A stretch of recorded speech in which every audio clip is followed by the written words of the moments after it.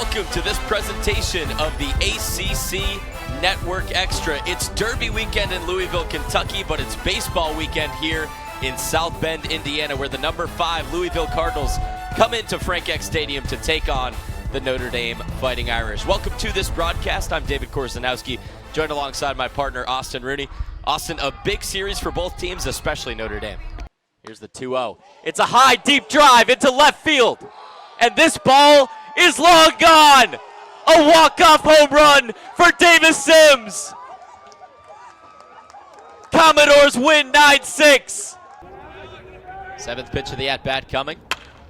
Over towards Singer. Singer fields it on one hop, moves to his left, and throws on to Jung. Second complete game pitched by Tommy Sheehan. The Irish win 5-2. Another foul ball slice, so this will be pitch number 10 in just the first at-bat of the game. No easy outs in this Cardinals lineup. The 2-2. Swung on and missed. High heat got him. Intentional walk preceded the Davis Sims walk-off home run about 2 weeks ago against Bourne. A single here would likely score the winning run for Falmouth. Swinging at the first pitch, it's cracked into left, at barefoot. It's down, coming around to score is Maverick Hanley. Throw to the plate, not in time. Falmouth is going to the Western Division Final. Back in the third inning, here's a chopper over towards Singer, charging in, making a throw on the run. A run scores for Virginia, but 2 outs in the top of the 5th. He has 2 already here today, and it's a leadoff base runner in scoring position. This one a hot one over to Cameron Cannon. He throws over to first. Beautiful play by Cameron Cannon. Here's the 3-1. Chop down third base. Throw onto second for 1. Onto first for 2. A run will score, but a double play turned by the Cavaliers. Geloff to Kent to Eichhoff. Yes, that was also the first time in school history that the Irish have won their first 2 ACC series in a season since they joined that conference. Both on the road as well. Here's a hard hit ball into right center field. Zeiska can't get there in time. It's a ground rule double. Hopping over the wall on one bounce.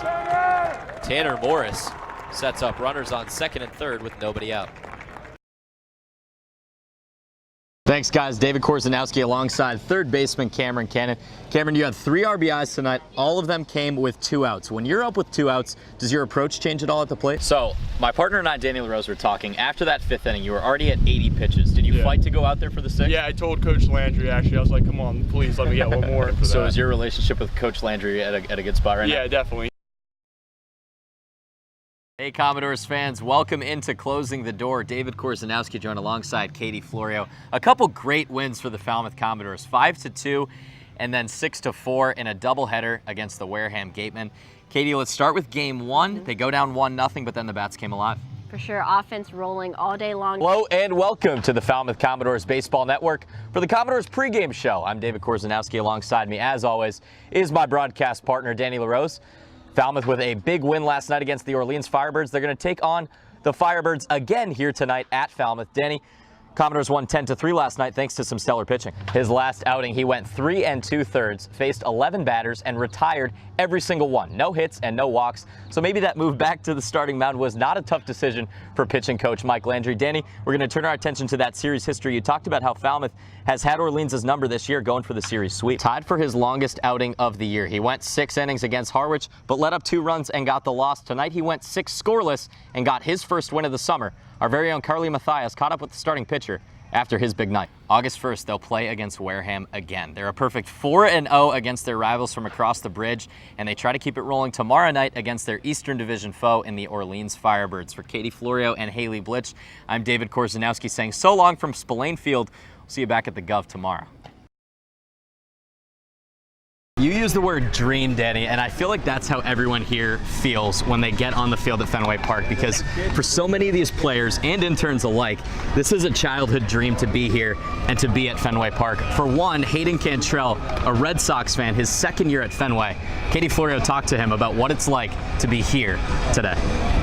The 2019 Falmouth Commodores, no matter what's in their future, they know that this will be a day to remember, whether they play in the MLB and get to touch this field again with a packed Fenway Park, or if their baseball days will end after college or in the minor leagues, we don't know. But nonetheless, they can say that they were all here on June 27th, 2019, and got to experience the Fenway workout for the Cape League. For Danny LaRose, I'm David Korzeniowski. For Katie Florio and Tony Bianco and all of our wonderful interviews, thank you so much for joining us. Stay tuned to our social media for the rest of this Falmouth Commodores season.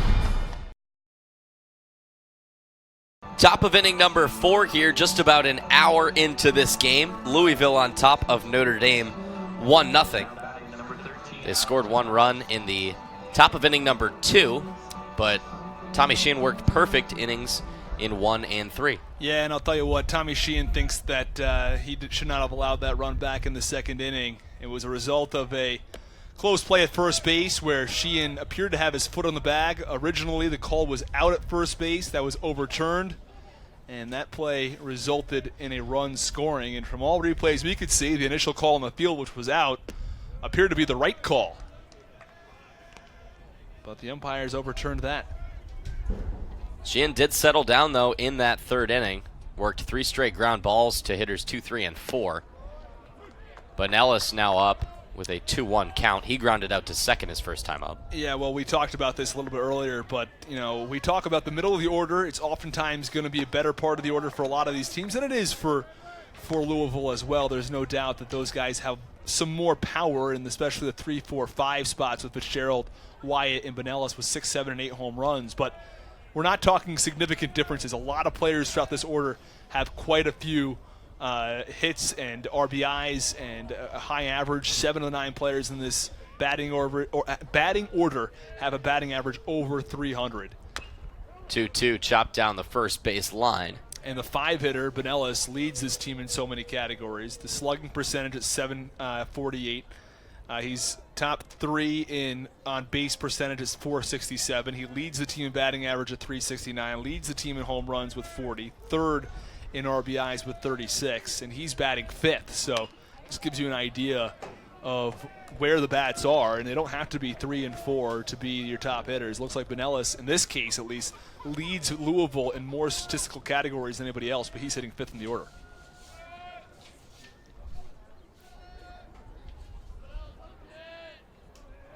Sheehan with the 2-2, and it hits Benellis on the back.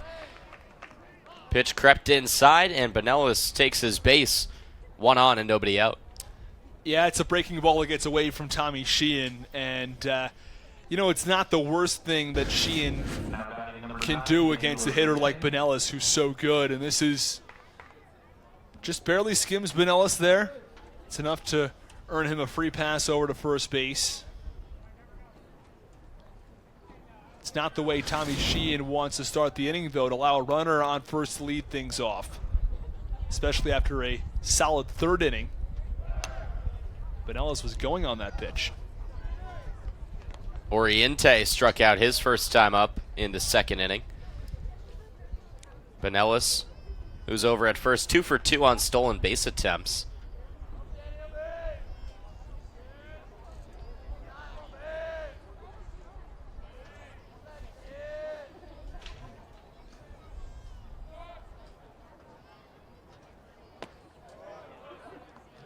Strike number 2 right at the knees. Oriente down 0-2. Britton on deck. He was the one who squeaked out that infield single on the controversial call and picked up the 1 RBI for the Cardinals. Sheehan checks on Benellis at first.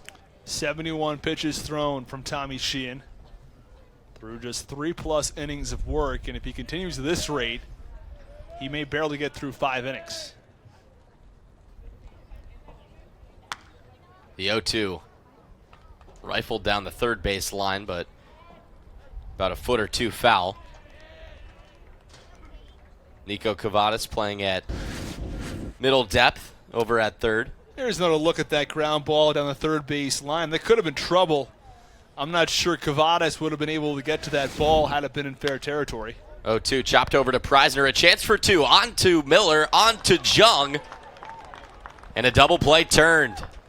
A crucial break for Tommy Shee, and that does wonders for his pitch count and for this Notre Dame defense. After allowing the leadoff runner on first base, the Irish go 4-6-3. Prasner fielding that ball nicely, a solid flip to Miller.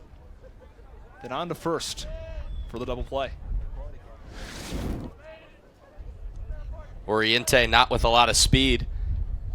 Gave the Notre Dame infield a little extra time to turn 2. Now the base is clear and 2 outs. Zach Britton at the plate. He's got that single and RBI from the second inning. This one lifted into right center field. Backtracking is Myers. And an outstanding catch. Over the shoulder play from Spencer Myers. And Notre Dame's defense comes up big in the top of the 4th. Myers on the run to end the top of the 4th. We're done with 3.5, 1-0 Cardinals.